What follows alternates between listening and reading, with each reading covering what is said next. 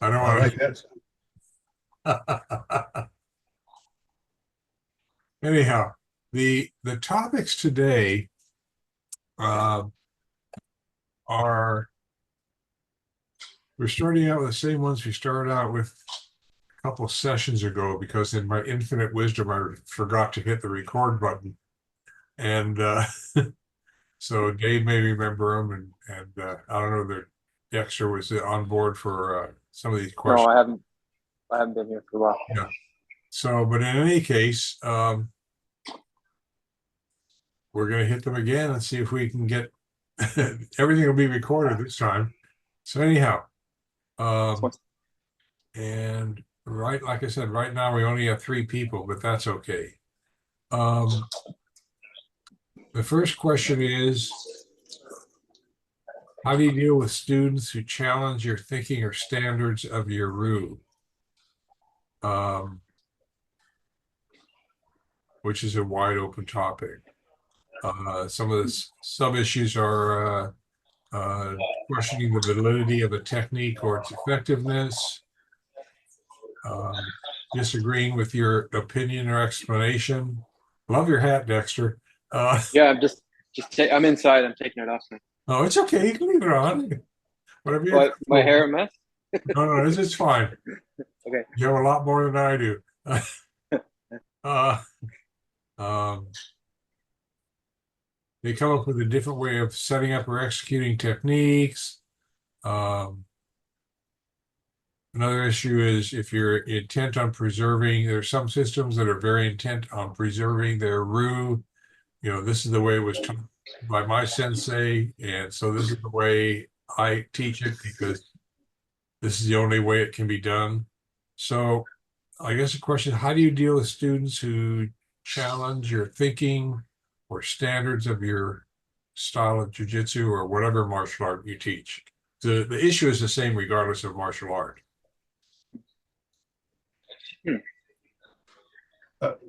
Go ahead. Couple things come to mind, Sensei. One is to put it back in their lap and say, what changes would you recommend? The other situation I've had is a student who is extremely bright.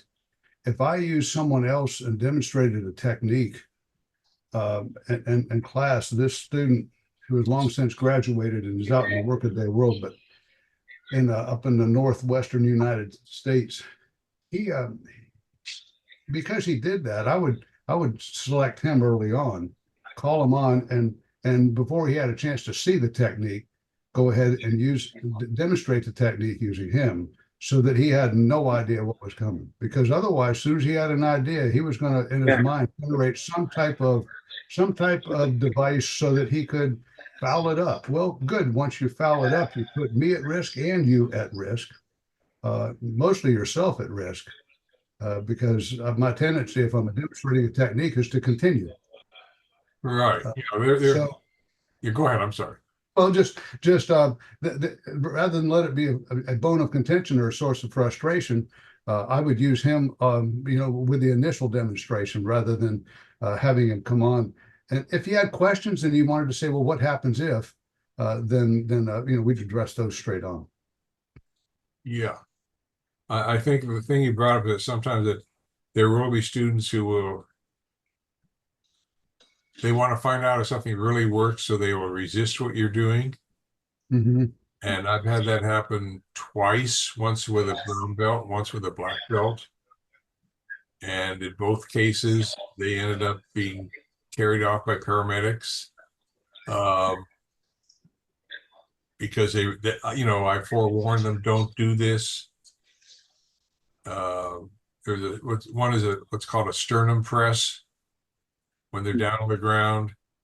And it's a very, if you do this, if you teach this, I do tell the students, if you're on the ground, stay still, because the person doing the sternum press on you loses their balance. All their weight is going to come down on your sternum, which is going to crack your sternum. And then they take you to the hospital and they wrap you up. They don't even wrap you up anymore, but they say try not to breathe for 4 weeks. And And the other one was a brown belt who was a gymnast, and I did a reverse hip throw on him, and he tried to land on his feet. All Well, right. I told him not to. It's a front. My what do you call it? It's basically a front landing, and you know how to do it. And he decided he wanted to land on his feet, and he ended up with 2 casts. So I don't know why students resist techniques to see if it works or not. Sometimes if you can catch it fast enough, you can just simply stop. And I've been fortunate with a couple, 3 times to be able to stop the technique or really ease up on it so that the student wouldn't be injured. But they get the concept really fast. So that's one issue in terms of challenging what you're teaching. Good morning, Thomas. Morning, George. Morning, Dave. Nice shirt. Hey, I like that. Is Thank you. that patch sewn on, or Oh, okay. I'm back. it's Yeah, what? it's your patch that's sewn on. It's normally this would go on a gi, but I thought why not try it on a black shirt? So Yeah, it works out. looks impressive. Now we're all going to have to go out and do that. Anyway, It's our Zoom. Can you see? anyway, Can you see me? Yes. yeah. Okay, good. I got kicked off for a bit, so I'm back again. Oh, okay. Okay. I don't know what happened. So if a student, I've had students come up with different ways of setting up a technique or teaching a technique. Usually what I'll say is if they say, I have a different way of doing it, as you said, Dave, I'll have them come up and demonstrate it to the class. Because I learned from Seki, there's more than one way to do or one way to set up a technique. And sometimes they come up with a better and easier way to teach the technique. And, hey, that's life. Ukiyo-toshi used to be really hard for me to teach to students until 3 of my junior high students came up with a quick way to teach it. And by the 3rd time the student does the 3rd or 4th time the student does the technique, they've got it down. And it's just, I wish other throws could be taught as fast as that is now. It's just, there is a video of it or a series of pictures on my website, but the uke is not really very active. Sensei, did that happen to be teaching a floating drop throw, fully assisted, partially assisted, and then almost not assisted, and then free? Yeah, and it's basically because it's just, I think the student has to, the Tori has to develop the self-confidence that they can do it.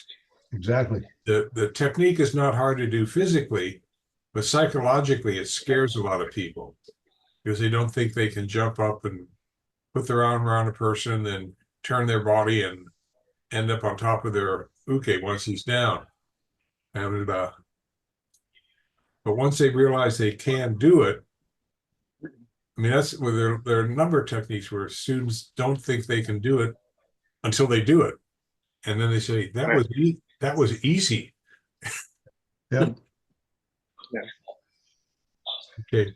Any other? I guess one other issue that came up last time was if you have a student who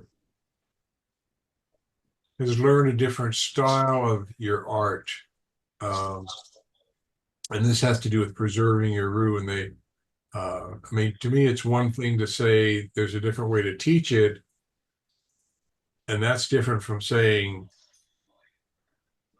how do you say, this way, the technique, you're not teaching the technique correctly. This is the way it should be taught.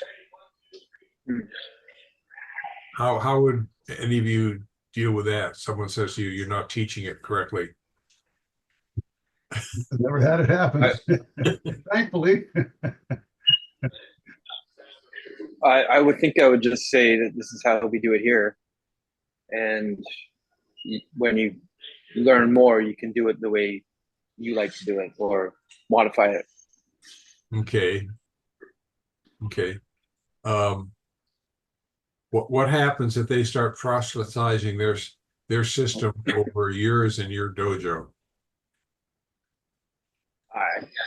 That's a good question. This is to Tom and Dave too. You have Okay, Sensei, this hits a spot, a sore spot for me because I've come to right or wrong, accurately or inaccurately assess the difference between self-defense training and martial arts. Martial arts have, this is how we do it, and our martial art, as opposed to self-defense. Let's find everything that works. And the term "it's all jujitsu" comes to mind. One of the things that's beautiful about teaching traditional jujitsu is that we don't have just one way of doing things, and we're open to all the possibilities because our only restraint is laws of the government. And it's not, well, we don't do that in this martial art. Just an obvious example: boxing is an outstanding form of self-defense training. It's a martial art, but you're not allowed to kick. You're not allowed groin strikes. You're wearing gloves, which kind of makes gripping a challenge. And so there's all kinds of restrictions. And yet boxing teaches you great footwork and teaches you to operate from the ground up. So it has tremendous value, but it also has restrictions. Any restrictions a martial art has become your restrictions. And that's not in the student's best interest. You want to have wide open possibilities to defend yourself. Okay. If any of you have ever trained with a boxer, I mean, I had one of my black belts was a boxer. Their footwork Oh is my gosh. probably the most difficult challenge to deal with, because that's how they preserve themselves. I mean, I think in any martial art, your footwork is critical, but they've got that, that back and forth movement, sideways movement down so well. It's hard to get into them, assuming you're past the hip, to do anything. And yeah, One of the basic things that happens is the angular movement to your weak side, and that buys them the split second to do what they want to do. As you realize, I've got to turn to face them. Well, too late. What if you're left-handed? What if you're left-handed? That doesn't matter, because you still have a weak side. You have a strong side and a weak side. Right. I know. Yeah, I know that. And I am left-handed, but I'll oftentimes set up and box right-handed. So my jab hand is my power hand, but it's out front. And the only thing that gives my right hand power is the fact that I lift regularly, and it'll be coming from further behind, so it's going to have more speed when it arrives. Okay. But my point being that you can also throw them a curve by switching up, and I naturally put my power hand in front as a jab hand, but it's fun to go ahead and put my quote weaker hand in front and have my power hand in back. Either way, if they move to my side, that if they move to the left of my jab hand when I'm right-handed, or to the right of my jab hand when I got my left hand in front, they're on my weak side. The only thing I can do to come at them is land an elbow if they're close enough, or a backhand. Yeah, but anyways, yeah. Another quality of boxing, as it's pursued as a sport in the West, is my volume okay? It is now. Okay, good. Trying to speak clearly. I hear another conversation going on. I don't know if there's if that's you, Dexter, if there's a conversation. Yeah, I'm in a coffee shop, so the Okay. background noise. Yeah. Yeah. With boxing, the level of training of even of good amateurs is fairly high, and it's because they're constantly training for competition and at a high level, and also the high level of fitness of a lot of boxers. Boxers are sometimes seen as the most fit athletes because they have to have cardiovascular endurance as well as strength and explosive power. That all ends up being a terrific set of qualities to have for real fighting, even though they're not kicking and they're not grappling. The thought of having to deal with a very good amateur boxer would concern me a great deal. Even if I use ju-jitsu, non-hitting, non-striking techniques with them, it would be a big concern. In the same way that Brazilian jiu-jitsu has narrowed the focus to just almost exclusively to groundwork, that if you train and train and train in one thing and you find yourself in a context where you can take advantage of that, then that's wonderful. But the problem is adapting, and I think Dave's was alluding to this. If you find yourself in a situation where you can't punch somebody, then your terrific boxing skills are useless. And if you're not on the ground, then your BJJ skills are kind of pointless. So there's that balance between flexibility that jiu-jitsu gives us, but also the tremendous focus that some athletes have in BJJ or boxing, and how potent that can be in the right context. But see, Brazilian Jiu-Jitsu doesn't allow punching on the ground, and right away it's like, why? Why? You want to put me in a triangle, arm or leg, and I can punch. I can negate that triangle instantly, most of the time, because yeah. And other thing, Tom, just alluding to the whole boxing thing. One of the things I love about it, and I was fortunate that my karate instructor was also a boxer with a record of 35 wins and 2 losses before he ever started teaching. He taught me the importance of footwork. So if you think about it, virtually all stand-up techniques involve being built from the ground up, and the importance of having your feet where they need to be, knowing where they need to be, almost second nature instinctively, makes a huge difference on the effectiveness of a technique. Right. Okay. I'm on the move. I'm getting away from this music. So just bear with me a second. With good sun protection. Okay. We'll say good morning to Darren here. Hey, Darren. Morning. Sure. You're Hello, good morning. glad to have you with us. Thank you. Sorry for the tardiness. That's okay. It's okay. I think everybody here is eating or drinking something except Dave.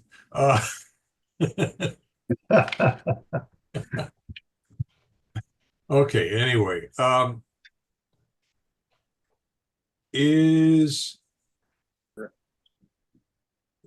guess so. So the question is, if you have students who challenge your thinking or standards of your RU, and they continually challenge you, or how do you want to say it, disagree with you, how do you handle that most, let's say, tactfully?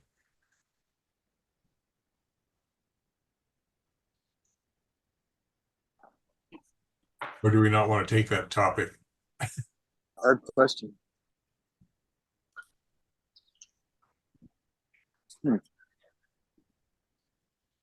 What if they pose a safety hazard to other students?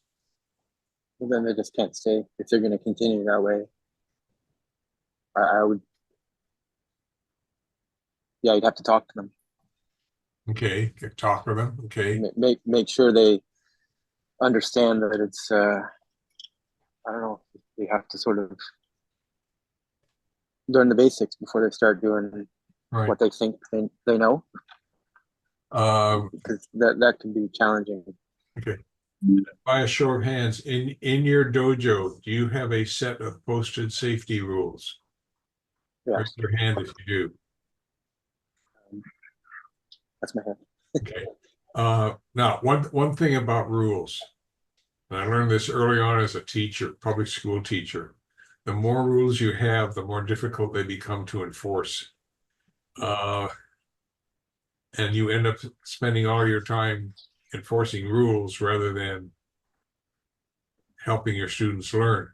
I think the student handbook it has, I think that I keep it down to 12 rules, which is much more than I have in my classroom. I would have simply one rule, which is respect yourself. Amen. Respect yourself and each other. Yeah, well, if you respect yourself, you will respect each other. But it's amazing how kids, I'm talking about junior high and high school kids, if you keep it down to one simple rule, they will eventually know when they're crossing that line, and they don't do it. And it just, how do you say, as I said before, the more rules you have, the more time you spend enforcing them. And So I have a question. yes. So rules, what about rules and etiquette? Where do you draw the line between what's the rule and what's the way to behave, the etiquette, the dojo etiquette? And Do you consider them the same thing? Do what's the rule and what's the, you know what I mean? What's the etiquette of the dojo, like dojo etiquette, bowing in? Do you consider those rules or etiquette, or What's the difference between a rule and a guideline? it's a rule should be a guideline, and a behavior, like how to behave in the class, the dojo? yeah, I mean, it should be a guideline, for either Okay. if in my dojo, all the rules pertain to safety. Yeah, they don't deal with, comb your hair one way, or sensei must be addressed as all high poobah, or or things like that. They all pertain to their safety, and they all relate to one another as well. And in most circumstances, I would think that if there's any ambiguity or lack of clarity about the rules or guidelines, a lot of these incidents there would be a warning involved where a sensei would make clear that what the person was doing was violating some safety principle, and that would be clarifying. And I discussed this list of questions with Jeff Wynn last night. I tried to get other people involved in this discussion, and he couldn't make it, but he responded that when he was a student of Bruce Jones, well-known I don't think he's part of the AJA anymore, but significant sensei, both in the East, and I forget where he ultimately ended up, but Jeff conveys that Sensei Jones copied me on a formal letter he sent to a student in circa 2009, instructing the student not to show up at further classes because the student had repeatedly ignored safety guidelines and warnings and injured other students. And he was therefore seen as a trespasser at the YMCA, where the dojo was. So these are repeated warnings. There was no on the fence kind of ambiguity or anything. He was warned. So that's an extreme situation, I guess. But yeah, I've had a couple of black belts where I've had to. It's mainly they end up proselytizing a different style of the art in the dojo. And both of my sensei, both Hal Brocious and Jack Secchi, were very adamant. Whatever you learn in the other dojo stops at the door. And I respected that because I wanted to learn from both. And ultimately I was able to put what they taught together. But they just kept and they even outside of class, try and get students to go to their dojo rather than my dojo. So ultimately, after 2 or 3 conversations, I had to write a letter saying, you need to make a choice. What you were doing would not be accepted in your other sensei's dojo, and it won't be accepted in my dojo. So you need to make a decision. Either, and I try to be I always try to be positive. You're very capable. I'd really like you to see you stay in this program, but it's only going to be under these conditions. Where you stop doing what you're doing. In both cases, I unfortunately lost those black belts, which hurt me to some extent because you put in a bunch of years helping them get where they are, but you can't control that. And all you can ultimately is put out what your standard is and give them the choice. If they're going to stay in this dojo, you have to follow my criteria. And I read an interesting story that contrasts with what we're all talking about, and it involves Japanese standards of dojo behavior, and it deals with it's based in Japanese swordsmanship, and apparently there was this group of Americans who were the branch of a Japanese school of swordsmanship, and they had at least one dojo in America that was visited by Japanese sensei, high-ranking Japanese sensei, and they organized a trip to Japan to go to tour Japan partly, but also presumably to visit a dojo in Japan that was kind of the home dojo of that style of swordsmanship. And so this Japanese sensei took this group of 3 Americans over to tour around Japan, and they had a good time, but they returned to America and they never visited the dojo of the headquarters or the main dojo of this Japanese swordsmanship style. And when one of the sensei or a sensei of a sensei asked the Japanese liaison to America why the guy never took these Americans to visit this Japanese dojo, he said, "Oh, this one person in the group is just lacks politeness. He's just rude and impolite. So I didn't want him to embarrass me and embarrass the style, because he would clearly embarrass himself if he visited this dojo in Japan." And I thought, I mean, on the one hand, I get it, but the guy had made that decision. The Japanese guy made that decision long before they arrived in Japan and were planning to go to the dojo. And I thought it's kind of unfair to have these expectations of etiquette or whatever expectations there were, and not to give the person a chance to abide by them. And that kind of maybe illustrated some deep set cultural difference in Japan versus maybe more flexible standards in the United States. That is a cultural difference. The Japanese would do that. They do that all the time. They don't want to teach Americans. They don't want the Americans to know what they're doing. I think it was a fair question what Dexter had proposed with etiquette. I mean, there is a boundary. They're kind of the same thing. When you're talking about safety rules and you're talking about etiquette, they do cross over. I only have one thing, and that's exactly what Sensei and David said, and that's respect. That's respect for both, for everyone in the class and yourself. And so that applies to everything. If you understand respect, then you can figure out the rest. Pretty much everyone that steps foot inside of any dojo, martial arts facility, they have an understanding of something. And so unless there's someone that comes in there to completely disrupt the class, they know that there's some level of respect, honor, and absolutely etiquette there. So those things are understood. And if they come up in attitude disrupt it, then you should immediately, I mean, anytime you have a new student coming in class, I never let them work with anyone other than either myself or a higher level person.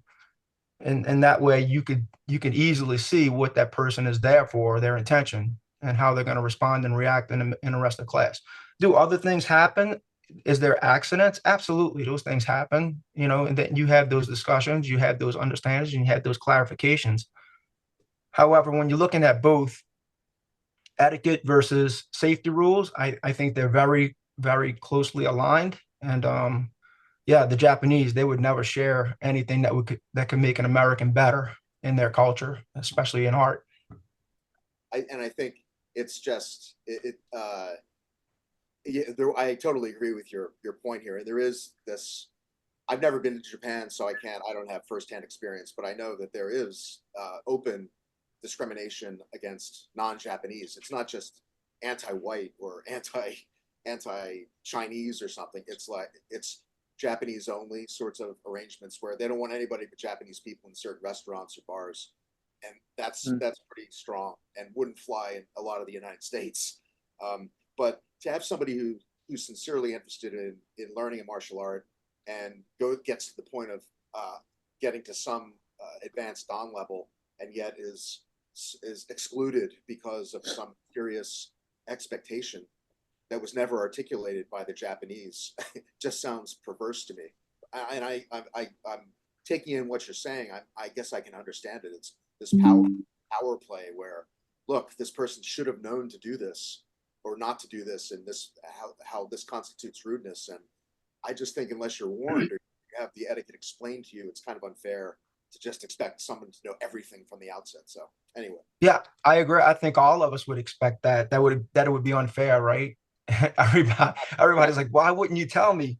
And so you know, as tradition gets, let's say, watered down, as you know, right, more relaxed approaches come in. Like if you have a traditional Japanese person that comes into America, then eventually maybe they kind of start to share some of those secrets, if you will, if you know, whatever you want to call it, secrets or etiquette or protocols, or you know, whatever their expectations are. They may share that with somebody that they feel like is very special to them. But when you get into the traditional Japanese that are back, you know, from that are accustomed to be able to doing these things, and they just don't want to share with Americans. And that's not only the etiquette, you know, protocols, but certainly the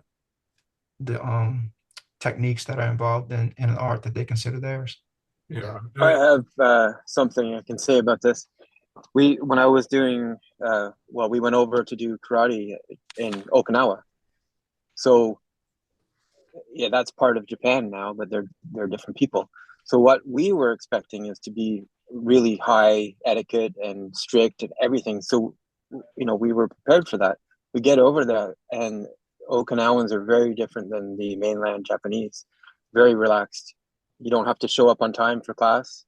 You come in, someone will take you to the side and teach you. You come and go as you please. It's completely different than the mainland Japanese. Very relaxed. It was surprising. Like they don't do the bowing like we do. They just kind of, that's it. Come on. And so we had basically, if you learn ju-jitsu, you're learning a lot of Japanese culture, and there's all that etiquette. But Okinawa is, you wonder that's what I've trained with. But it's very different. And you wonder if that's a self-conscious decision on their part, in the way that Koreans decided, because it is. They know they're different. They're like, they know they're more relaxed, and it actually works to their advantage, because the people we were training with were so open to learning stuff from us, where I don't think you'd see that in Japan. They'd be, you know, if you're late for class, I know in the mainland Japan you have to be invited to go to certain dojos. You can't just go. Right there, it's like, yeah, come on in, and it was very, very relaxed. Well, And they took us out.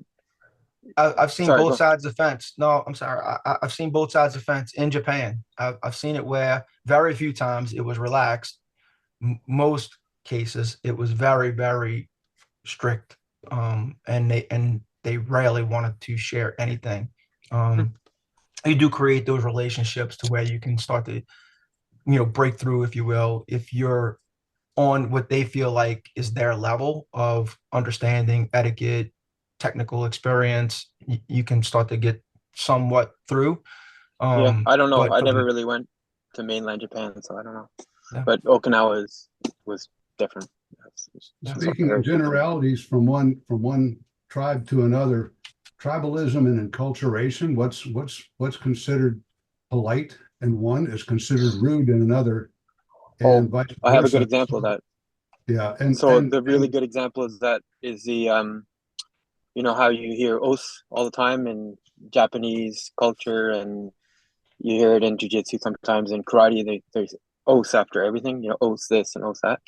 You really should never say that in Okinawa. They find it offensive because it's a Japanese sort of militaristic macho kind of thing, and they don't want to hear it. It's not an old school karate thing. When we travel through Switzerland, and this is not off topic, but we behave differently in the French region than we do in the German region than we do in the Swiss region, because there are different social mores, different ways of operating, and you can find that just going from one dojo to another dojo, depending on what the head sensei or senseis have decided. So it's not just I mean that's a small version of tribalism. We all want to, I think, go into a different tribal context respectfully. Most people want to understand the rules of getting along in one part of Switzerland versus another, or in my case, living in England for 3 years, even though we share more or less the same language. You don't do certain things in England that Americans would think twice about doing, and you just want to be open to doing the right thing.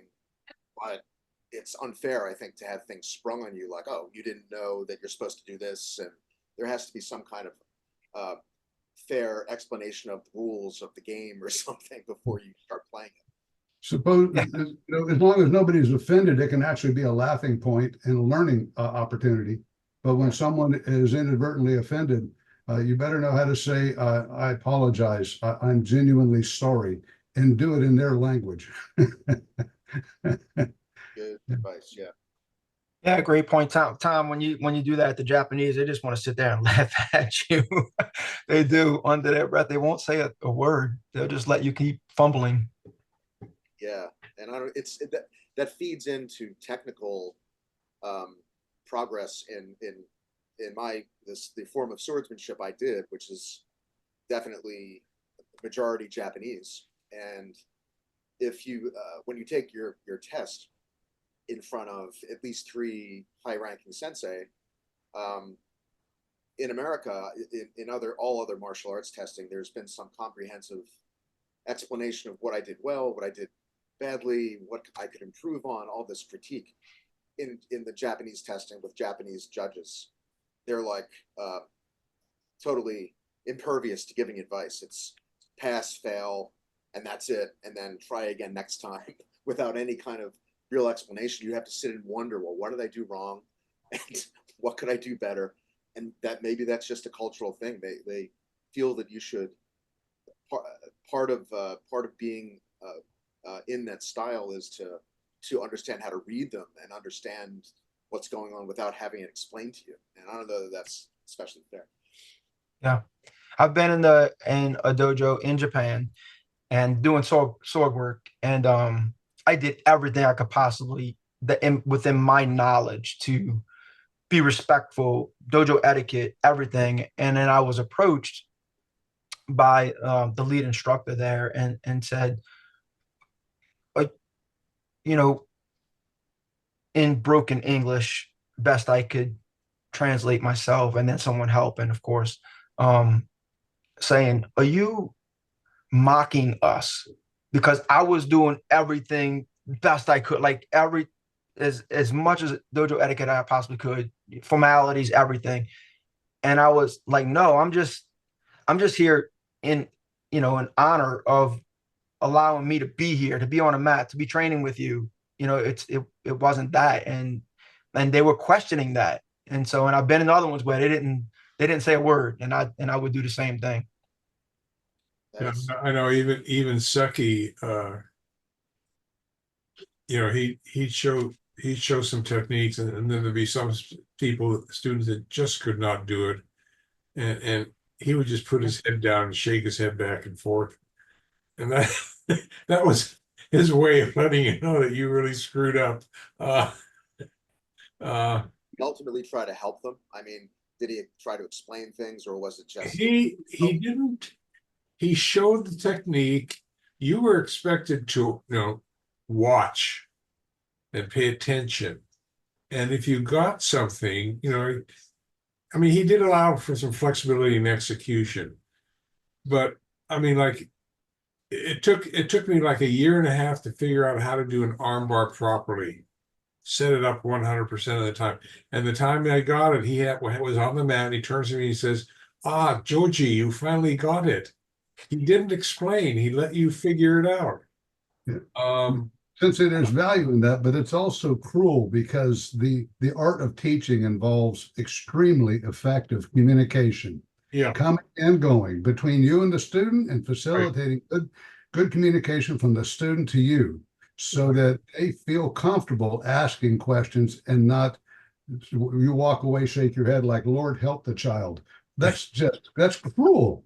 and you're not going to produce quality students unless you got people who are just going to be so determined they'll work their way through that facade.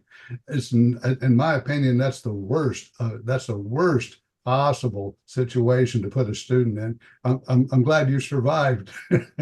Well, that wasn't his worst. I won't say it's his worst characteristic, but he harassed students.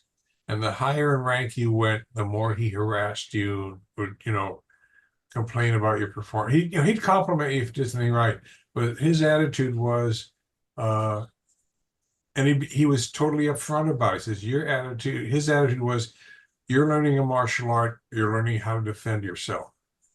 If you let people get you upset with what someone says to you, you have no business learning a martial art.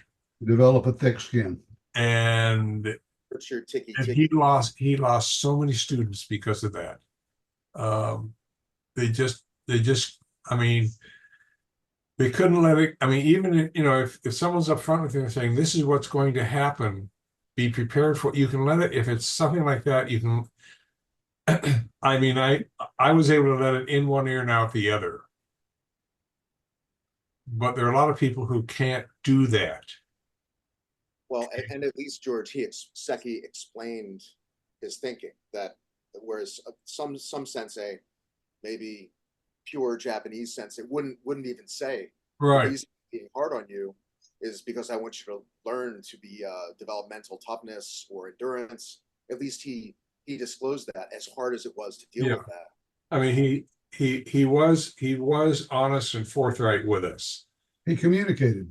It's just a lot of students couldn't tolerate that. I'm sorry, Sensei. You're putting all of this on Seki, and I think that that Dave has a great point of saying communication, right? And I think there comes a point in time within a sensei that they understand how to effectively communicate without saying something. You're saying Seki used to shake his head, and I can't recall of a technique or a technical error that I've made at some point, but there is questions that I've asked in the past, and your response wasn't shaking your head. It was, yeah, you'll figure it out. And to me, that meant I need to dive deeper into what I was asking or doing, because you were like, yeah, that wasn't exactly right, but you might want to go take a little bit more time to spend on that topic.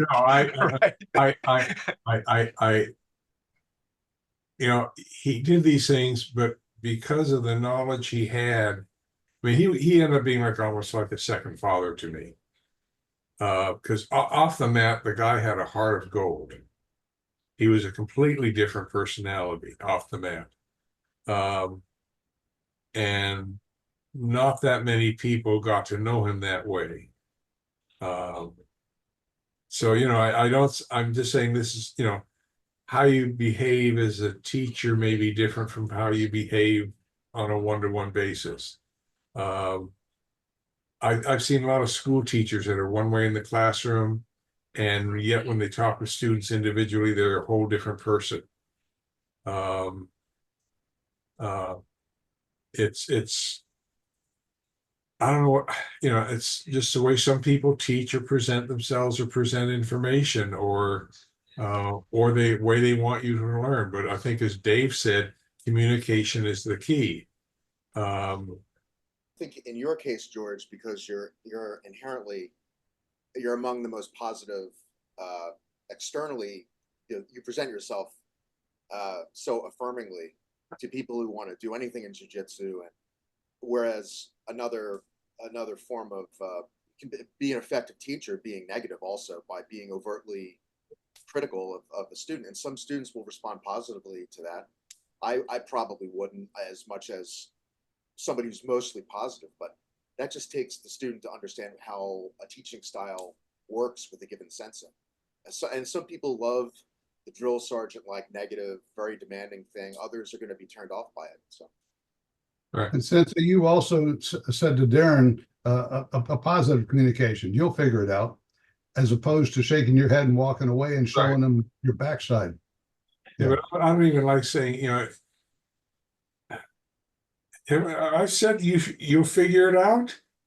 Yeah, but look, at the same time in saying that, you've never left me without following up either. Right.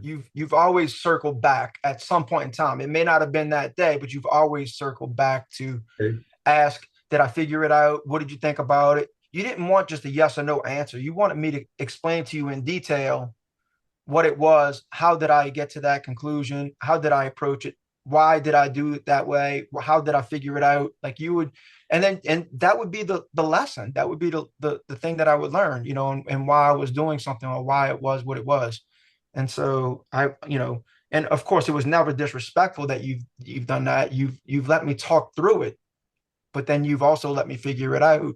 And then you've come back to me to be able to circle back and follow up on what it was, and then add whatever you thought was necessary to it. Yeah. And there is the excellent communication that Sensei Kirby provided. You can tell a student where to look. You can also tell them what to see. If you tell them both, you're not necessarily doing them a favor. Tell them where to look, but not what to see. Tell them what to see, but not where to look. Yeah, I mean, it's different people have different teaching approaches. And I mean, one thing I learned, not only as a sensei, but as a regular teacher, is that if I think a student is capable of doing something, I will try to let them figure it out. I mean, I'll give them some clues maybe. I'll try and let them figure it out, because it will stick with them a lot better than if I just tell them this is the answer. And sometimes it works, sometimes it doesn't. But I think you have to, how do you say, someone once told me you learn more by making mistakes than by doing things right. And you have to allow students to make mistakes. And if you're a good sensei, if I saw someone was making a mistake, I might, on a technique, I would intervene on a one-to-one basis, probably, and say, no, put your hand here, or move your finger to there, or get your hip in so that his thigh is in the middle of your cleavage. Sometimes you have to give some small suggestions, and then the light bulb screws in. depends on the student. I think that's part of your. Yeah, that's part of your responsibility as a teacher. Is, you have to help the student get where you want them to be. But if you just give it to them, they're not going to retain it. And that's the hard part of the hard part. I mean, I did, as I know, as a classroom teacher, I did not assign that much work, but I wanted it done right. And if a student didn't have it done the first time, I'd say, okay, you can accept this grade, or you can rework it and resubmit it. And if second time it wasn't up to par, I'd say, want to try it, here's some suggestions. You want a better grade, this is what you need to do. And eventually they figured out, if I pay attention and do it right the first time, I won't have as much work to get this high grade. That's good. And you know, so you have to let, it was hard for me to recognize, you have to let students fail, but you also have to be willing to help them up. Because that's the other part of it. And there are plenty of teachers who, especially 50 years ago, who felt no need to help up students, and No, it was more or less, if you make a mistake, I might explain why you failed something, but as for second chances, no, you have to accept that failure, and next time you study harder for the test or study more effectively. right. No, that's the difference between high school and college. Yeah, I mean, and I think in anything, some schools are more difficult than others, or their senseis are more difficult than others. There is, for lack of a better phrase, no consistency. And that, I mean, that's one of the problems when you have, and I don't mean to say this as a negative, there are some jujitsu systems where you have to execute techniques a certain way. They're looking purely at the kata, the form. And if you do it that way, you get the promotion. I'm being really simplistic here.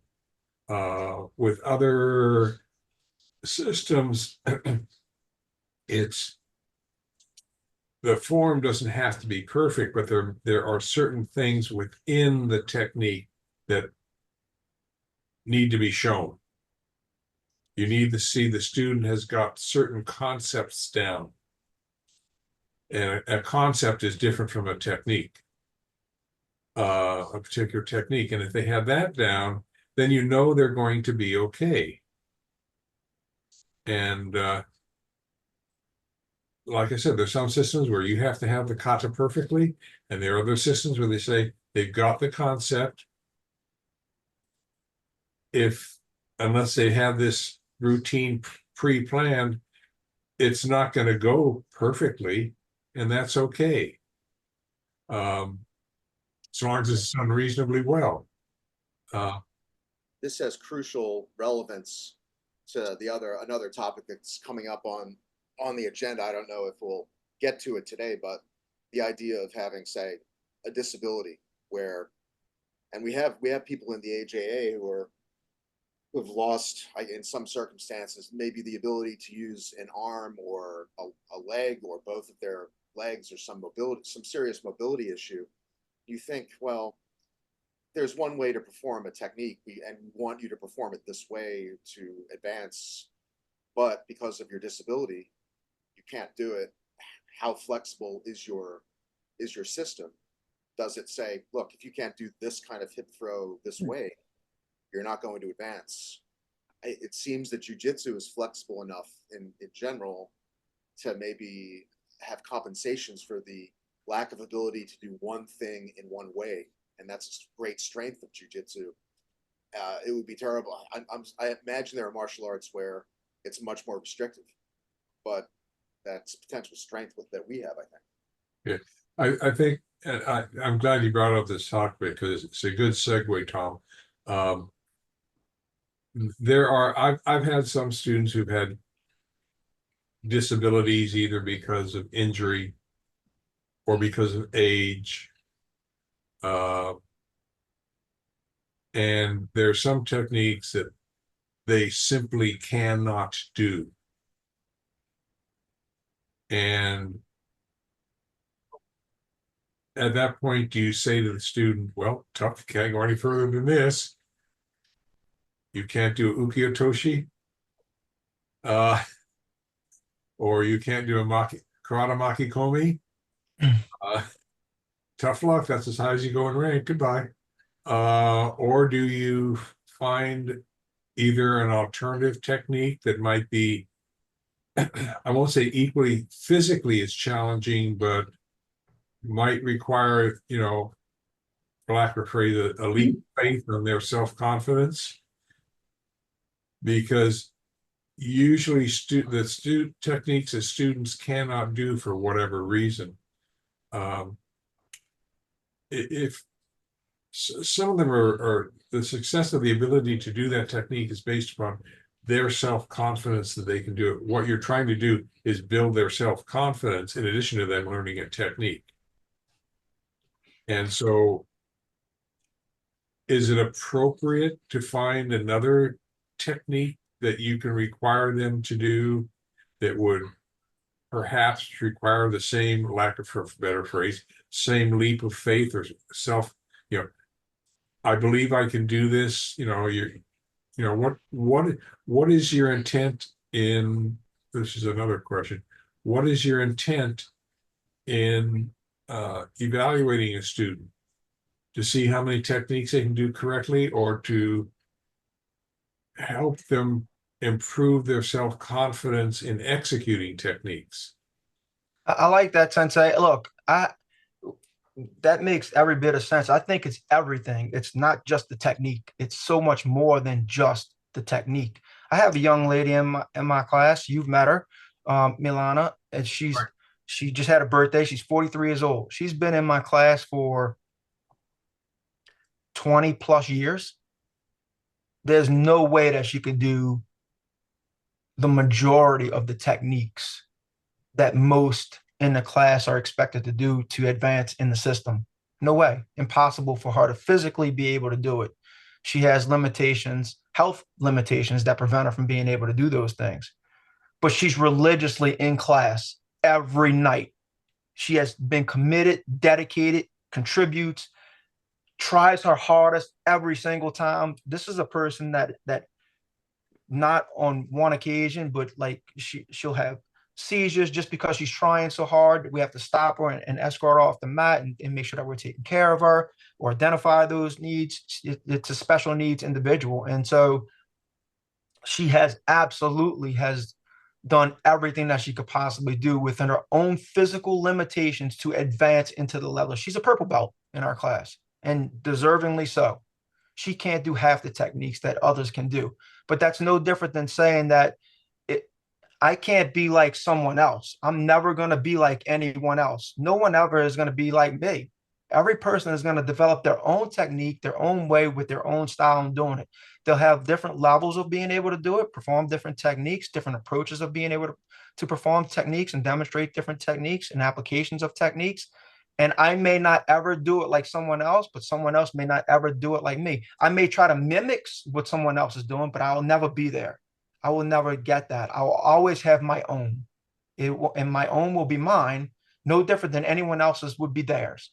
And so in that regard, she does do everything, and there is no limitation. She is committed. She does demonstrate her martial spirit to continue to develop and advance into our system. Okay, so let me ask you this question.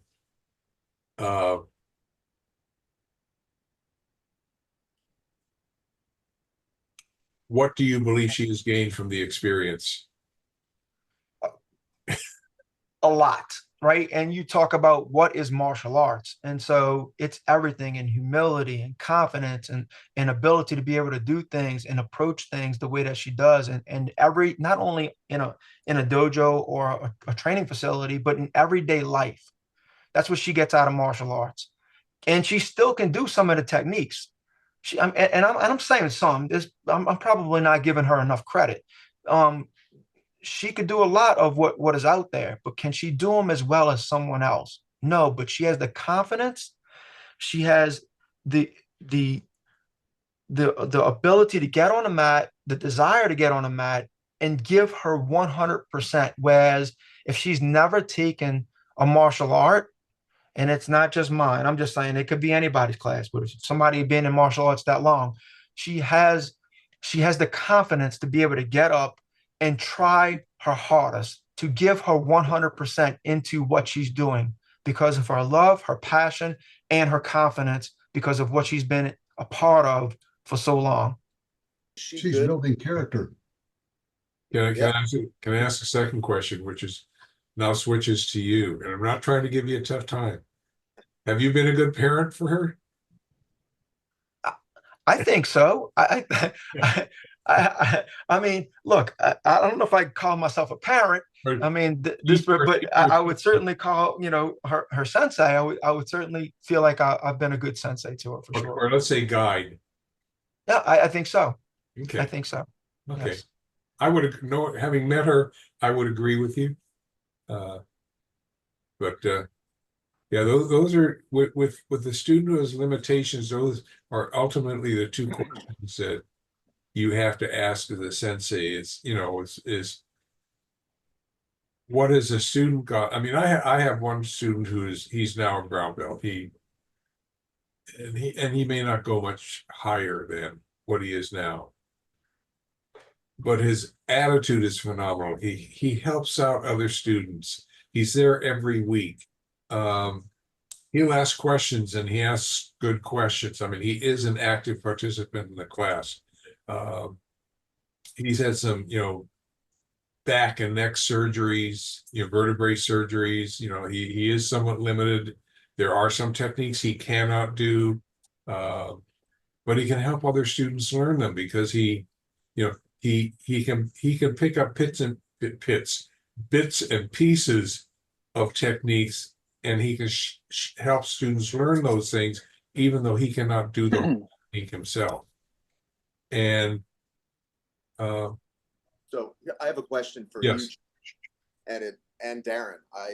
Are these students of yours with serious limitations? Are they okay where they are in terms of rank, being a purple belt, maybe for life, or being a brown belt? Or do you get a sense that they are expecting to have maybe standards changed, or to have a special case made for them because they lack the ability to do certain things, or are they happy where they are? Yeah, I love the question, Tom. I just this individual, I think that is all in leadership, right? And understanding and given the expectation, or setting the expectation for your students, and every white, yellow, green belt, and even sometimes at the intermediate level, a purple belt, maybe a brown belt, will come in and ask, do you think I'm ready for promotion, right? Or something like that. This individual, she was a green belt for a long time. And so in our system, we're like, you obviously start at white, yellow, then green. And she was a green belt for years, and she wasn't promoted. And she would watch people pass her up. She would. And because of her passion, because of her dedication and commitment, she did ask. She was asking. And so not only myself, but Sensei Jack, we sat her down and we would talk to her about it. And she completely understood that. And it never waved her one bit. She's always been there. The one thing that you could probably never take away from her is this class. And so she's never said anything since. And then and when she did ask, it wasn't like right after we decided to promote it into purple belt. So we go from green to purple, and we it wasn't like that. She did ask, and so we did have the conversation with it, but it never deterred her from being in class. It made her more enthused to be in class, and she would this is a person that literally just had a broken leg, and she would come and she's like, "Can I come and sit in class? I can't get on a mat, because I'm on crutches, so I have my cast on or boot on, or whatever. Can I come sit in class and just watch?" Yes, like you don't even have to ask me that question, that, but she would do that anyway, just despite. And so did not want to miss, and it never deterred her. And yeah, we've promoted her into Yankyu, and she's been a Yankyu now for multiple years. And I've never heard that question to me again be presented. And I've seen people pass her up as well. Yeah. Isn't that level of that the fact that she wants to be there and is getting so much out of the experience for herself and as an inspiration to others, isn't that refreshing compared with the opposite extreme, which is people who are there just to do what they need to do to get rank, and it's sort of a formulaic thing. I find stories that you're telling here incredibly inspiring, and an ideal maybe way of coping with your limitations would be, I haven't seen it. I've seen people going in this direction. But if they lack something like in swordsmanship, there's people with mobility issues may not be able to kneel and get into seiza and get out of seiza as easily as people don't have their issues. So there's compensation by developing other aspects of swordsmanship to make up for what they're lacking in maybe lower body mobility. So they become excellent in other aspects of swordsmanship that are more upper body related. And their desire isn't to say, listen, I can't, because I'm immobile in this respect, you have to change all the rules of your system to accommodate me. They find ways of compensating and excelling in other parts of the system. And that's like the ultimate resolution to me. Yeah. Hey, Tom. Yeah, And what so, I'm Sensei, sorry, Dave. I was just going to just jump in here for just a sec, Darren. Pardon me a sec. Sensei Kirby and Darren Mellering and Tom, to your point, I just wanted to share a student that I've had at blue belt for years. He will never get beyond blue belt, and I realized that pretty early on. He's 100% physically capable. He's had very stalwart, strong body. He has processing skill issues. He has spatial skill issues. And I learned early on, if I say clockwise, he'll move counterclockwise. It's like, hey, counterclockwise, he'll move clockwise. I start to use right and left. If I say right, he'll move left. To get to the point where I wanted to say left when I wanted him to go right so that he would go right. I was tempted, I didn't. But the point being that sometimes there's a learning situation that's not any way related to physicality. It's related to processing. And this young man, you met him. He was at last October 7th seminar. He'll be at the seminar on October 24th this year. Count on it. It's on his calendar. He'll be sick. He'll be there. He loves studying. He's dedicated.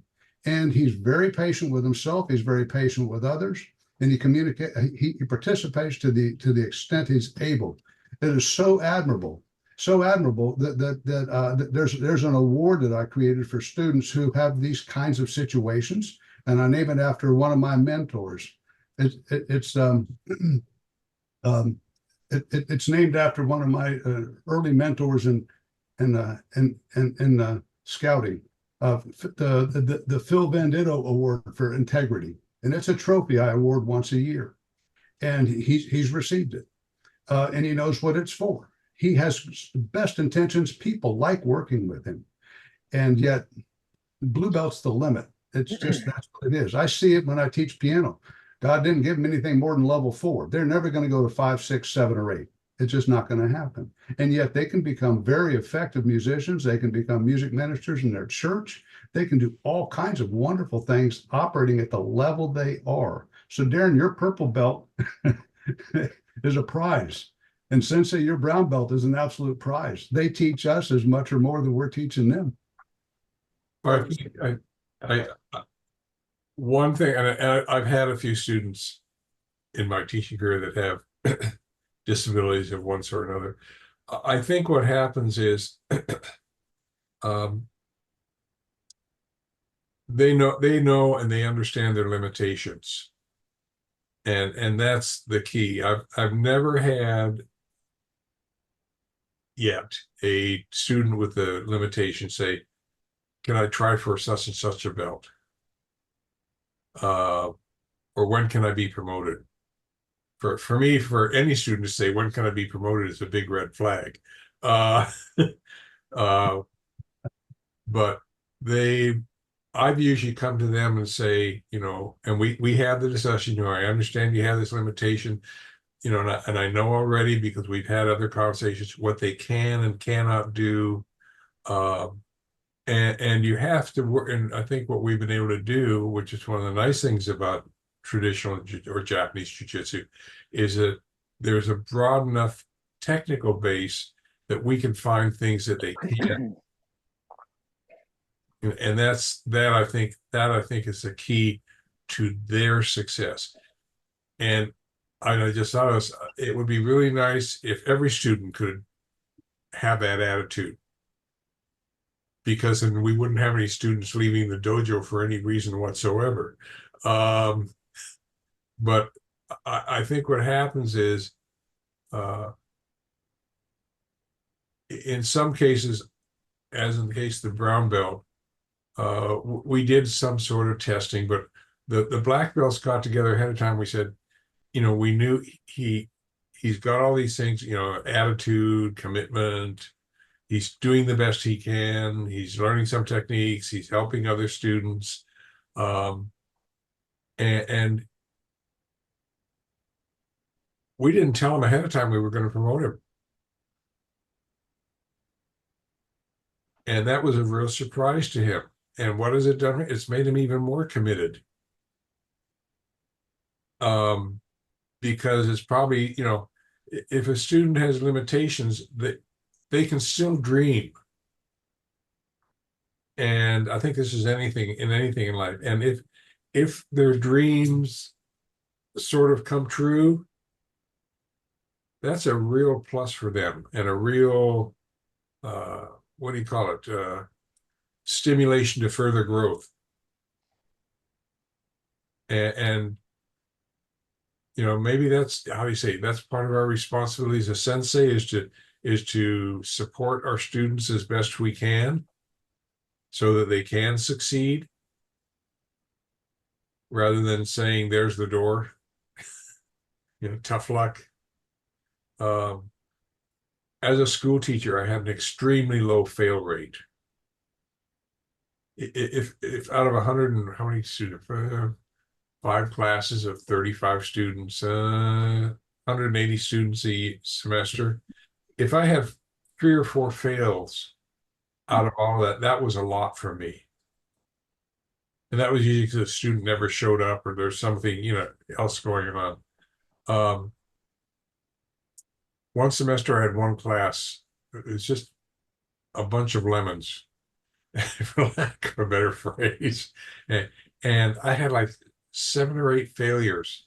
And the other teacher says, you're going to get called in by the principal. Never happened. Because in all my other classes, there were no failures. There were maybe a couple D's, but everyone else was getting A, B's, and C's. If students, and I think what we're doing is if we're helping that student develop their self-confidence, and if they can develop that self-confidence, they can do amazing things. And as for Darren, for Elena, is that her name? Milena. Milena, and for Dave, for your student, the fact that they are succeeding as well as they are is an amazing thing for them. Because without you, they wouldn't be there. And they've accomplished a lot, and they recognize that in their own minds. And because you've recognized it. And, teaching is a wonderful thing. Yeah, Sensei, we did that as well. We didn't, when we were going to promote her, was during COVID. And so if you can imagine the restrictions that we had, and obviously we're in our own spot, so, we're kind of a little bit tucked away. And so we still had a class, and we didn't share with her that we were going to promote her. We did share with her family in an effort to get her there. And so of course she wasn't missing, but she didn't know that she was going to be promoted. And that was during, obviously during the restrictions. And so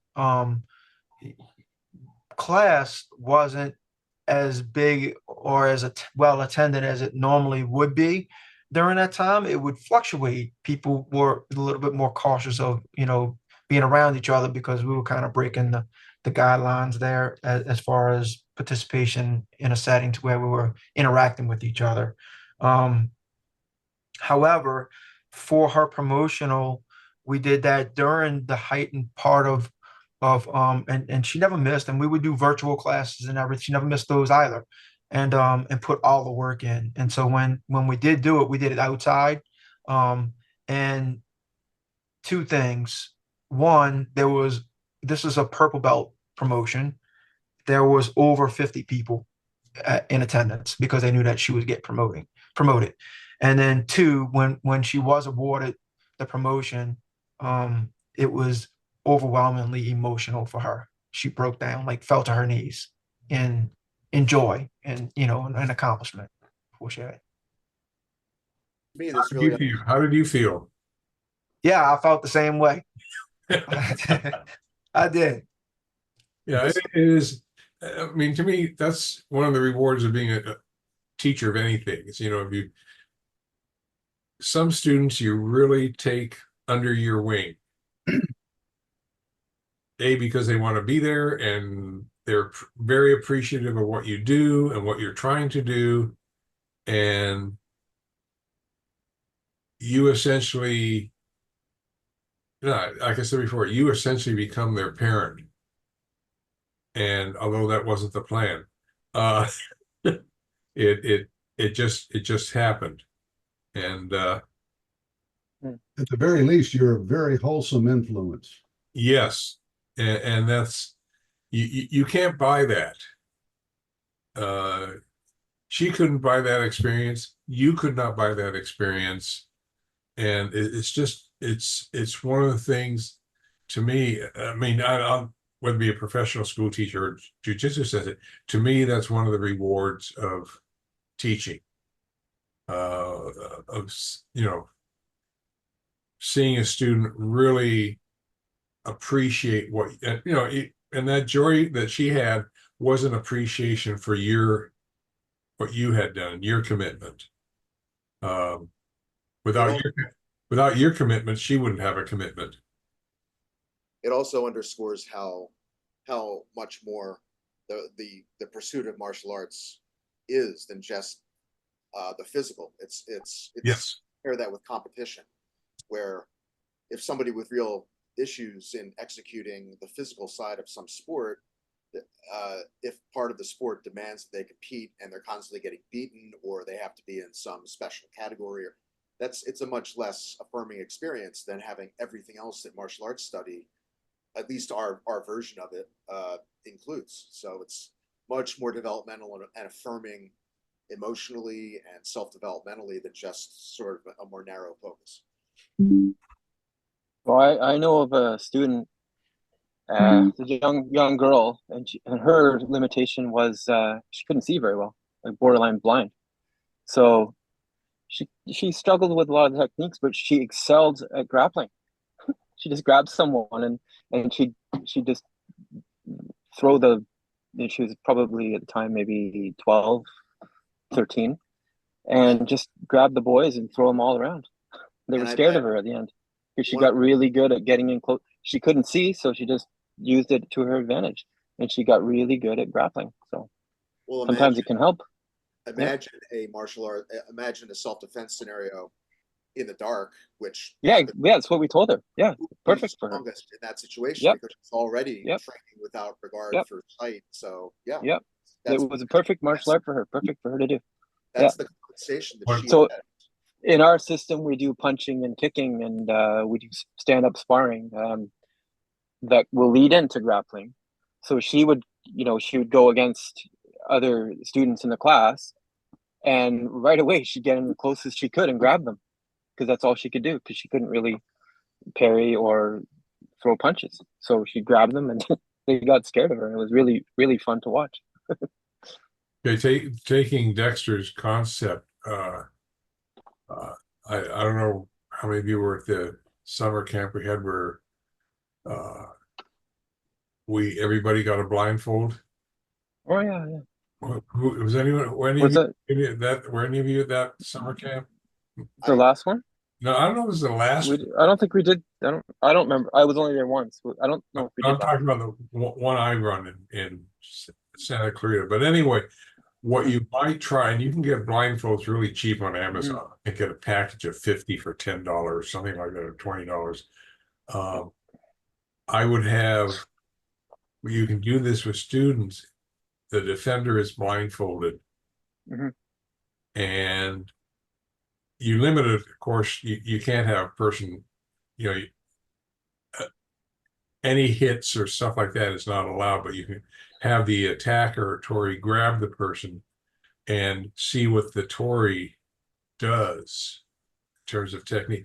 One thing I learned early on in doing that is that you have to tell the Tory, whatever you do it slowly, because once you blindfold a person, if they know the technique, they go so much faster without their vision. Mm. And that was initially that was a real safety hazard. And they do the technique correctly too, because they didn't know who grabbed them. They just did the technique, but it's they learned a lot from it. Mhm. It also got the lower ranks away from looking at the person's face to see how they reacted to an attack, rather than looking in the direction where the technique is supposed to go, which Mm. makes all the difference in technique execution. But you know, you can try that with your students. They'll think, and you let them keep the blindfolds. Uh, but and if I think what I did on my blindfolds, I got a picture of two eyes, and I glued them on the front of the blindfold, which messed with a lot of people's minds. But uh, uh, if you want, I've done. it it, Sorry, it go ahead. it limits if your vision is limited. Mm. You can also sometimes you do a student, you say, okay, I want you to take your right hand and hold on to your belt from behind. Okay, person's going to swing at you. What are you going to do now? There are ways you can give them certain limitations, and you have to say, for safety's sake, slow down your technique execution. It's amazing that more sensei don't think of these variations, because Yeah. darkness is automatic. If you're in a self-defense martial art, how could you? Of course, people get attacked at night. I don't know the percentages, but I'm sure it happens in total darkness or suboptimal darkness. So why Right. would you think of training? If you break your arm or lose the ability to use an arm, that's perfectly conceivable in a real self-defense situation. So of course you would think, well, we should train for that. We should train for being on asphalt instead of being on mats, or being seated, starting off from a seated position, or in a car. And I know in Virginia, when you this is going back at least 15 years, George, you did the blindfolding practice, and then we went out to a car, I guess, in the parking lot, and I think you demonstrated how to get someone out of a car, or some being attacked in a. All these are common scenarios that it's far beyond just being on a mat doing techniques in an ideal situation. And I think more sensei should be aware of all those variables. I could tell you one thing that I've done, which I found really interesting, is one night one of the sensei brought in strobe light to simulate like total distraction. Like you have a strobe light flashing at you, and it's like you're in a club or something. And it's a really different experience. You have to go a lot slower, and it's disorienting. Strobe light with loud music, just environmentally distractions, That and is a all this. good idea. I like that. Yeah, it's fun. It's actually fun, but you got to be. And I wouldn't recommend it with beginners, No. because he didn't want any of the beginners doing it. So it was a higher level of belts. We did that, and it was quite good. It felt like you were in a club or a bar, because that often, that can happen. You get in fights there, right? So yeah, it was very distracting. So you just had to center and just focus, and you're this, a strobe light, your body, you see your body. It's really interesting. It's like snapshots of your body moving through different techniques. It's great. Actually, now I'm saying it, I want to do that again. The only thing you have to watch out with strobe lights are people with Yes. Yeah. with Epilepsy. epilepsy. Epilepsy. Yes. So that was a consideration. Yeah. And it can make you feel sick. So Yeah. you got to be careful. You can't do it too long, or you're going to be in real trouble. So you do it, turn the lights on, relax, do it again. Yeah. Yeah. It's an interesting experience. Yeah. Well, we sure have evolved from our initial topic, but it's been a good one. Yeah. Okay. Just to deal with one last question, and I think we sort of touched on it in terms of modification rank requirements. Do you think, and I think that maybe the question has already been answered, if you have a student with a disability such as Elena or who was your student, should there be a limit as to what rank they can achieve?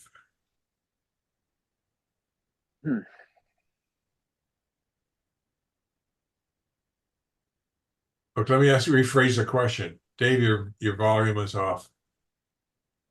Dave or My dog was barking. Sorry, I just turned it off. I'm back on. okay, Dave or Darren, would you promote this student to the next rank, or would you ever promote them to black belt? I would say yes, Sensei. At some point, if they continued on a path, she continued on a path. I think every individual is evaluated on their own merit, and I think that I don't know that I could limit any one individual for anything if they were understanding what the lessons were, understanding what they meant to those individuals, their contributions, their commitment, their dedication.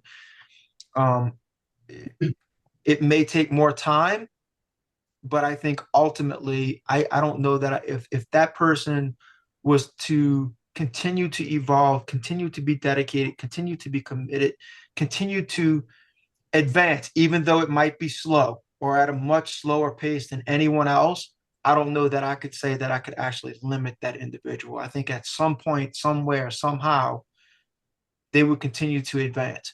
And so Milana is one that has physical limitations because of health restrictions.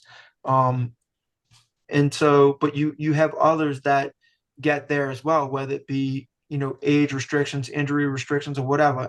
And so in that case, mentally, they would continue to evolve mentally, but can they physically do some of the things? And are you saying that you're gonna not allow them to progress either when they've had the same commitment, dedication, growth within a class in their own regard to their own merit? And I don't think that you can truly say that you would limit anyone. I'm excited, Darren. I like your answer a lot. I've known you for years, and this is the first time in my life I think I disagree with Darren Mellery. That's just never happened. I very respectfully disagree. In this case, the student's name is Jackson. I couldn't, in good conscience, promote him to the next level until there's enough demonstrated competency. And so that's the limitation. Just like I couldn't ask a piano student to play a level 5 concert pianist classic if level 4 is all they've got. I'm not doing that student any favor. I'm setting them up for failure. I don't want to promote somebody if it takes them 20 or 25 years to get to black belt, the title of black belt, when they're not going to be able to fulfill the black belt criteria. It would be honorary. It would be polite. It would be kind. It would be a lot of really good things. It's just I guess there's a reality piece here. And so, wow, Darren, this is great. Well, Dave, let me ask you this. Yes, sir. So are you saying that in what regard are you mentally they're not able to continue to develop? Because at some point you would have to say, okay, to their own ability, they've evolved to or have advanced into an understanding to peak at a certain level that they weren't at before when starting. So you're saying that you would never promote them for that advancement, or physically they can't do techniques. And so you're eliminating other people with limitations that could never get to that, but they've done everything else. And I believe that martial arts is so much more than the physical aspect of it. There's mental development, there's spiritual development, there's physical development, and all of those things mean something. And to eliminate that opportunity for someone that has been committed and has dedicated themselves truthfully, hopefully, Right. put I their don't- same blood, sweat, tears on the mat, time Right. involved, time and Right. contribution, everything, then you would take that away from them. And I don't know that I could ever do that. Actually, I don't view it as taking it away from them. For me personally, it'd be awesome as I keep working with this young man to see him grow into a purple belt. He hasn't done it yet, and he's leveled out, and I can't in good conscience do that. I know that martial arts and the study of self-defense is a lot more than just technique and strategy. It's all the things you mentioned, primarily character development. It's just, for me personally, it's a reality piece. Purple belts operate at a certain level. He's not doing it. And physically, he's able to. Physically, he's got the attributes to go become an advanced black belt. But spatially, it is not there. It is not there. And has he improved somewhat with the study of jujitsu? Yes. So I'm not going to say I'm going to hold him back, because if his improvement continues to the point where he can handle purple, man, he's there. He's there. I'm with it. So I guess from your point of view, I'm being a hardliner. And from my point of view, you're being a very kind sensei who recognizes effort and also limitations and ways to surpass the limitations that they have by modifying the criteria for their situation. Yeah, look, Dave, I understand your perspective on it. I'm just trying to enlighten more of what I would be looking at. I think that within my system, Sensei Jack's system, when people are being promoted, it's very difficult to earn rank. Like Sensei Jack doesn't promote anybody. Like I could let you go through. We've had these discussions, right, and talking about some of the lapses of how long I myself have been in one level. I don't actually rank. It's not the last thing on my mind. So I don't really care. But we've had the discussion of, time and grade and stuff like that. And Right. So again, it takes me back to two things. And I'm gonna use another analogy to kind of share my thought process behind it. And so when I look at it, and I'm evaluating someone on their own merit, on their own ability, on their own development and growth. Mm-hmm. And so I take into consideration all of the facts that individual has. And so when you look at that, can they go further than what they have? They advanced further? And to me, she has made progress. It has taken a significant amount of more time to get there, but she's done it, and she continues to do it. And so if you were to ask me right now, will you ever promote her to brown belt? Well, she's not ready for brown belt right now. Yeah, but I don't know that. And if she continues on the path that she's on right now for another 5 years, 3 years, or even 2 years, who knows, that I can't say that she's made that development into the next level and restrict her from doing that. And then my point in using that as an example is, for me, when you're a whole nother analogy is when I'm looking at people that are in my class, right? And so I look at myself. If I take a person that's just started, those people who just start come in white belt, yellow belt, green belt, and they never miss, right? And you've invested all of this time into those individuals, into one individual. And again, this is a little bit off track, but I'm just trying to relate it to another topic. And so you've invested all of this time into one individual. And then at purple belt, they start to miss here and there. And then they get through purple belt. That's an intermediate level for us. And then they get to the brown belt level, and maybe even to the second level of brown, right? And then all of a sudden they stop coming. They're gone. And to me, I look at it like, what have I done wrong? Mm-hmm. What did I do wrong? Why did I invest all of this time in somebody? I've had these conversations with Sensei. I've had these conversations with Sensei Jack, Sensei Kirby. I like everybody. I'm like, what did I do wrong? Where did I go wrong? What did I Possibly, miss? Why is that possibly, individual gone? yeah, possibly nothing because their window of time to study closed. They have to move away to college, and they don't want to study online.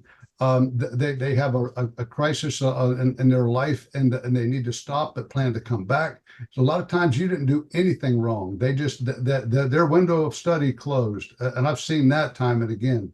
The thing we've got here, Darren, for sure is apples and oranges because the spatial skill limitation that Jackson has is very different from the kind of limitations that your student has. What you're describing, I would imagine that that person could eventually move up through rank. I just haven't seen Jackson do it yet, and I'm not saying he can't or won't. Yeah. And as far as time and grade, I know you spent a really long time. I spent 7 years Shodan, and I didn't have any desire or intention to move on to Nidan or beyond because I earned Shodan so that I'd have the ability and the wherewithal to teach credibly, and that was my goal, and I achieved it. I was fine. I suspect that if Jackson never gets promoted, he's still making learning strides class to class and still enjoying and still, even though he often gets to class late because he'll be late to his own funeral,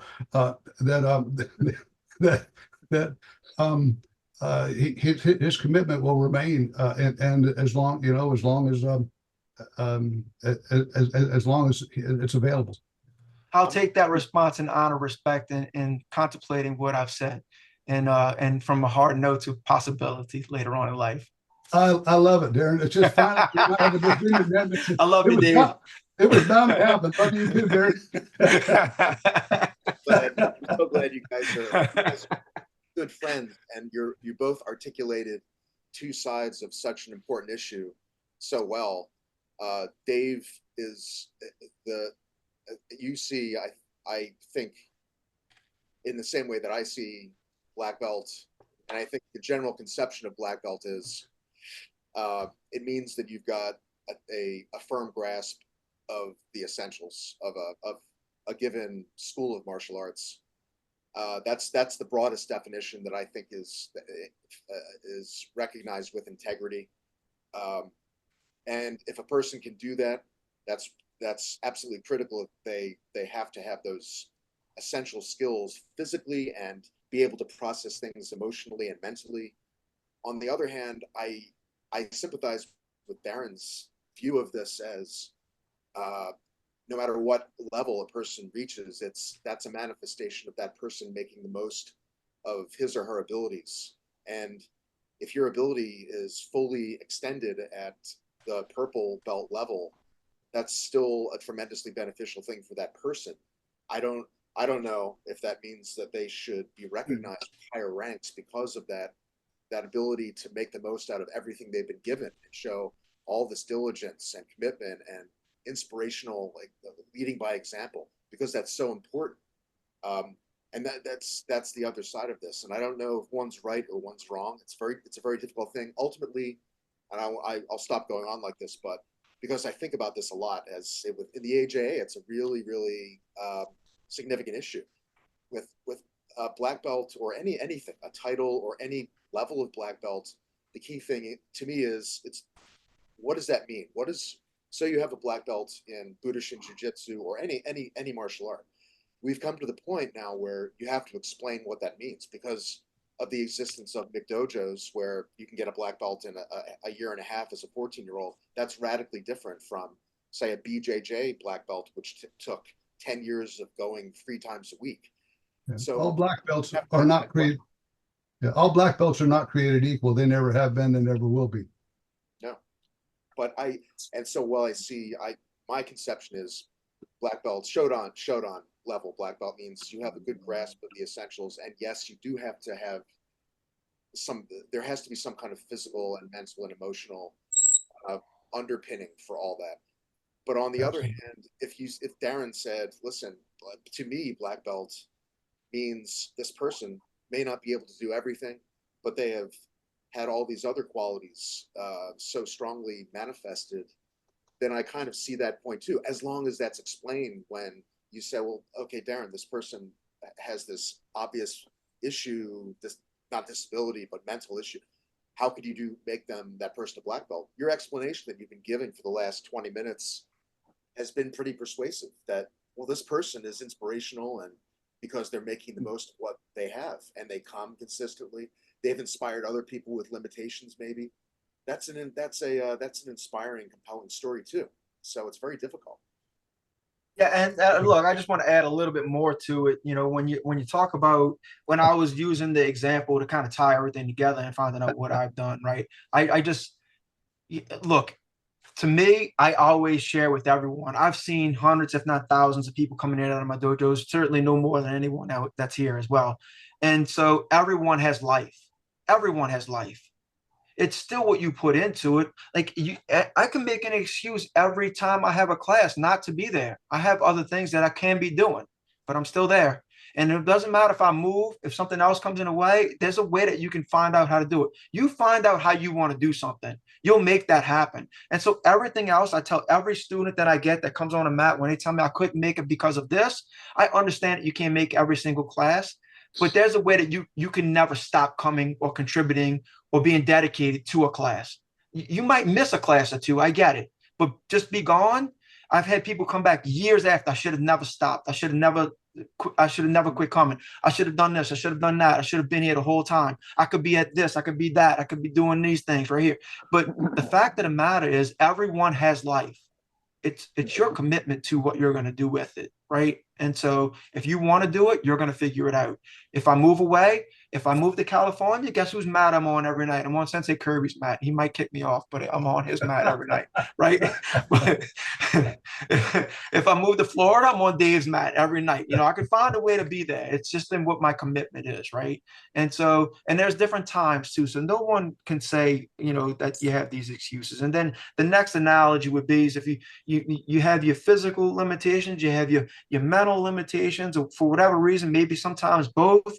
And so another example of, you know, if you're just focused on the physical aspect of it, then you have people that start later in life. And I've had a very, very close friend of mine who was 101 years old, and he had recently passed away, and he's been on a mat with me for years.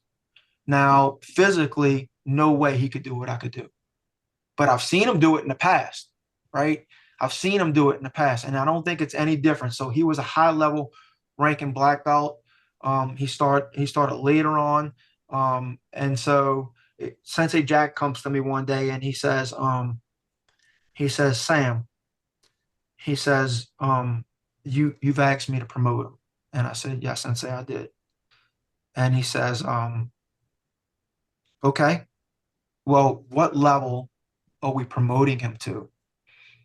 And I said, Sensei, I'm recommending Godan. He's a 5th degree black belt. He's a 4th degree black belt right now, and I'm recommending that he be promoted to 5th degree black belt. And Sensei Jack tells me, he says, you know, one, before I even start, I agree with you 100%. But reluctantly, I didn't want to do that because I didn't want you to feel like you were discredited in his limitations in what you can do versus what he could do. And I said, no way. That is not even a consideration. So you're telling me that we wouldn't promote someone who has been dedicated, who has been committed, who is on the mat this is from the last 11 years being on the mat. And I've known him since probably about 65. He's 101, and he's been on the mat ever since. How do we not promote him? Because he's physically not able to perform some of the techniques that we do at that level? No way. That's not even a thought. Mentally, he's as strong as anyone on a mat, stronger than me. How do we limit that? How do we not consider that? And so he was promoted. That speaks to the quality of, at least in Budoshin and most other styles that are in the AJA, once you reach fourth or fifth or sixth, your technical abilities are presumed to be or assumed to be sound, and there isn't much you really haven't seen, and that's the physical part is all there. And then beyond that, it's showing exceptional qualities in serving jujitsu or doing a lot of seminars, writing, doing service to promoting martial arts. And this person, just being 101 years old, to me, is incredibly inspirational. That person's not doing anything really demanding physically, especially martial art. That in itself is something very special about him that deserves recognition. I mean, it's not a disability in itself to be 101 years old, but you're going to face different issues that you're not going to face when you're 40, and it's so unusual that it's worth recognizing. And Sensei Kirby, I hope you're listening carefully, because at 101, we want you on the mat. And I contrast 21 that, years ago.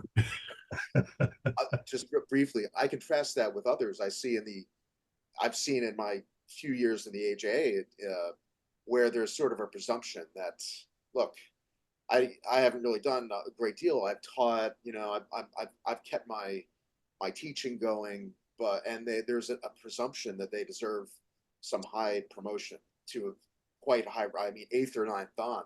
And I think there should be something a little special or something more significant once you get to that very high level. But in your situation, Darren, it's more, this person isn't presuming that he's not sort of arrogantly assuming that he deserves something because he's 101. You're sort of recognizing that the recognition's coming through you. It's not him just sort of assuming that he deserves something because of his age or the time in his role or anything like that. Time and rank. Right.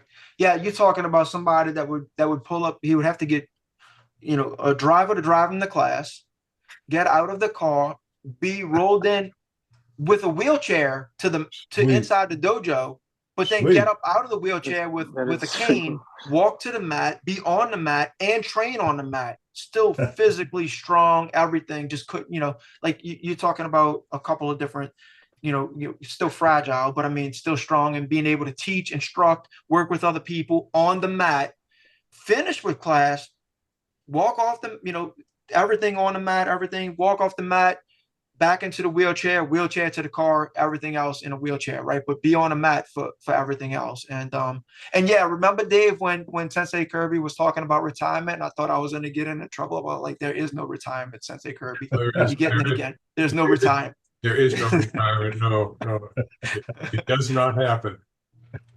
Anyway, I think that I am surprised this topic, modification ranking patterns, really took off. It was kind of like a sleeper topic for me. I thought it wouldn't go anywhere, but it far surpassed our initial discussion topic on what do you do with students who challenge your thinking. And I really appreciate the honesty and forthrightness that was expressed today by everyone. It was a learning experience for me, and I want to compliment all of you for being straight up, because that's what I look for in a discussion. Is it okay? We may disagree with each other at times, but that's the way the world turns. And we were civil. We respected each other. All the characteristics you look for in a positive discussion. I learned a lot, and so I want to thank you for that. I certainly have a lot to think about, especially about I'm wondering right now about the abilities, and I don't know where I stand on that. I think it's up to the individual what their ability. I don't know. Is it between the sensei and the student? I don't know. I don't know how far. Yeah, that's a tough one. You're okay. I just wrote an article on what makes characteristics that make people intelligent, and one of the characteristics is being willing to say, "I don't know." Well, good. At least I'm intelligent. No, that's one thing. I had no idea about that. That's where knowledge I didn't know begins. that. So now But anyway, so I didn't know that. yeah, it really is an individual thing, and That's a hard question. Yeah. it's a hard question, but sometimes you have to make those decisions, and they're hard decisions to make one way or the other. And so I really want to compliment you on digging into this topic, and I also want to apologize for uh, the lack of how do you say, I don't know when you got the initial notification of this Zoom meeting. I'm having an issue with vertical response there. I've mentioned it today. They keep halting my messages and asking the same questions, and I keep giving them the same answers. So this last time, I finally asked them. I said, "Who? What are the criteria for these halts to the Zoom messages?" I said, is it a person that's making the decision, or is it some sort of coding that sets up certain a fixed response? Because the questions that they give me, the email they give me when they halt the sending of the Zoom mail, or vertical response mail, the questions, the phraseology, the questions are always identical.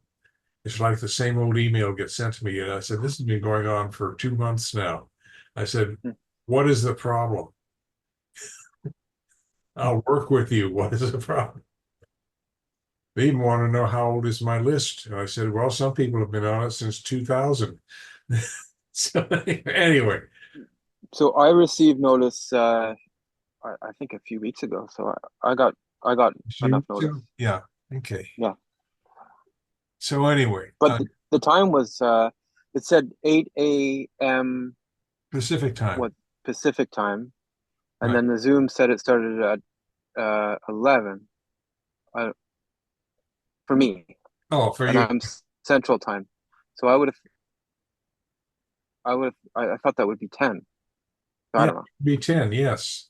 Yeah, that's right. Am I right? Okay, good. So that was the Zoom said 11, starts at 11. So I signed on at 10 thinking, okay, and I'm waiting. Okay. And then I came back at 11. So yeah, I don't know.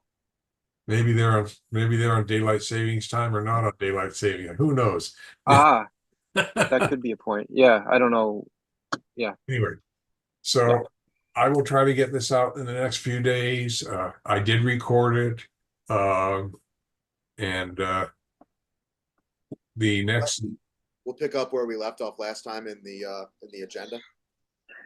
I will have to rework some things because we kind of jumped around this time, which is okay.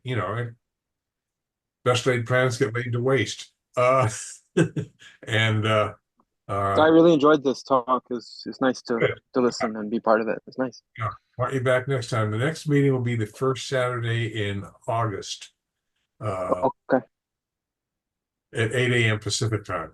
So just that you're aware of that. And if you want to invite anyone else to participate that you know of, just send me their email and I'll ask them if they want to be on the mailing list. Okay. I think that's the day before Dave Basil's memorial in Javerta Park. That's August 3rd, right? I think. August 3rd. Okay, well maybe. Not that that's on a Sunday, so it's not. There's no interference. Oh, okay.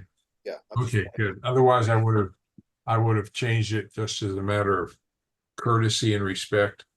Yeah, we're good with that. Thanks. Okay, Thanks, good. Okay.